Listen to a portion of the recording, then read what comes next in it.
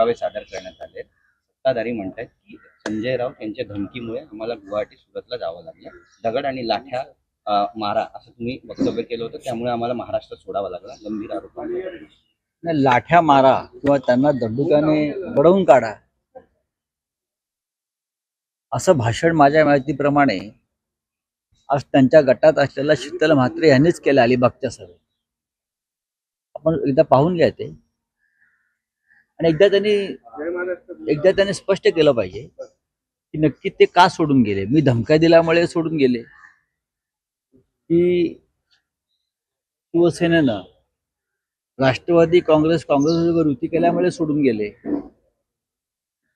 की हिंदुत्वाच्या संदर्भात त्यांच्या भूमिका वेगळ्या होत्या म्हणून ते सोडून गेले, हे एकदा त्याने स्पष्ट केलं पाहिजे। ते प्रत्येक वेळेला भूमिका बदलतात की खोके मिळाल्यामुळे सोडून गेले। हा धमकीचा विषय आता आलाय। ज्या माझ्या भाषणाचा ते उल्लेख करतायत ते माझं भाषण ते सुरतवरून गुवाहाटीला पोचल्यावर केलेलं एक भाषण आहे, दहिसरला।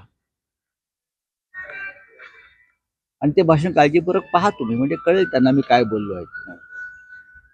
आणि दंडुकाने यांना बडवा आल्यावर यांचं पार्श्वभाग सुजवून काढा असं त्यांच्या प्रवक्ता शीतल म्हात्रे यांनी शिवसेनेच्या व्यासपीठावरून तेव्हा केलेलं भाष्य आहे। आणि त्यानंतर त्या जाऊन गुवाहाटीला त्यांना मिळाल्या। यांचं हे वैफल्य आहे।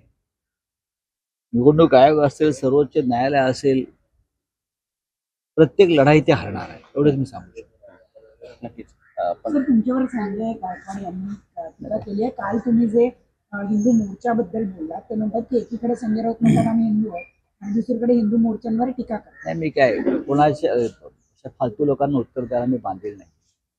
आमची भूमिका आम्ही काल मांडली।